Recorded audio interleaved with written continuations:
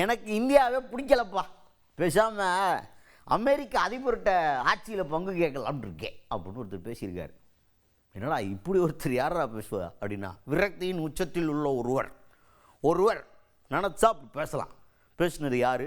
பாமக நிறுவனர் ராமதாஸ் ஐயா அவர்கள். அவர் தான் என்னென்னா, அவங்க வந்து கூட்டணி பேச்சுவார்த்தைக்காக அங்கே இருக்கிற கட்சியில் இருக்கிற நிர்வாகிகளெல்லாம் கூப்பிட்டு கூட்டணி பற்றி பேச போகிறோம், அப்படி இப்படின்னு கூட்டணி எப்படி ஃபார்ம் பண்ணலாம், எத்தனை சீட் கேட்கலாம் அப்படின்ற மாதிரி டிஸ்கஷன் போயிருக்கும் போல்.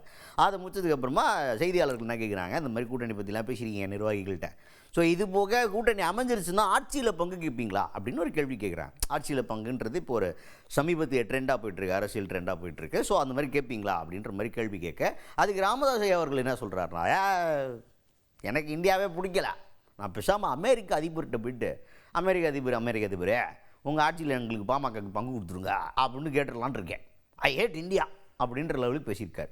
என்னப்பா இவ்வளோ விரக்தியாக இருக்காரு அப்படின்ற மாதிரி இருந்துச்சு கேட்கல நமக்கு. இந்தியாவே வேணான்ற அளவுக்கு வெறுத்துட்டாரியா வாழ்க்கையை அப்படிங்கிற மாதிரி தான் பேசியிருந்தார் ராமதாஸ் அவர்கள். நாங்கள் இங்கே பங்கு கேட்க மாட்டோம், அமெரிக்காவில் தான் கேட்போம். இந்தியாவில் கேட்கல, இந்தியா எங்களுக்கு பிடிக்க மாட்டோம். அதனால் அமெரிக்கா அதிபர்கிட்ட போய் கேட்கலான்னு நினைக்கிறேன்.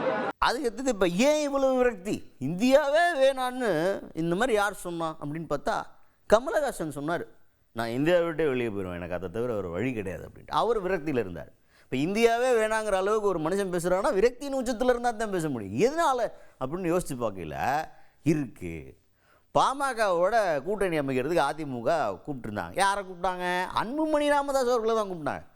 ஊரே ராமதாஸ் ஐயாவுக்கு தான் பாமக அவர் தான் உருவாக்குனாருன்னு சொல்லிக்கிட்டு இருக்கையில், இவரை கடந்து அன்புமணி ராமதாஸ் அவர்களை அழைத்து அதிமுக கூட்டணி பேசி இருக்கிறது என்றால் மனுஷன் எவ்வளோ வருத்தப்படுவார்.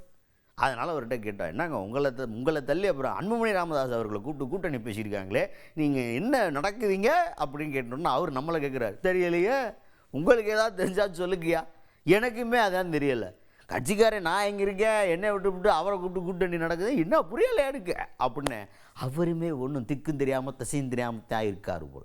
அதைத்தான் பேசியிருக்காரு ராமதாஸ் அவர்கள். அதான் எனக்கும் தெரியல, உங்களுக்கு தெரிஞ்சிருந்தால் சொல்லுங்களா. எனக்கு தெரியல, உங்களுக்கு தெரிஞ்சிருந்தால் சொல்லுங்களா.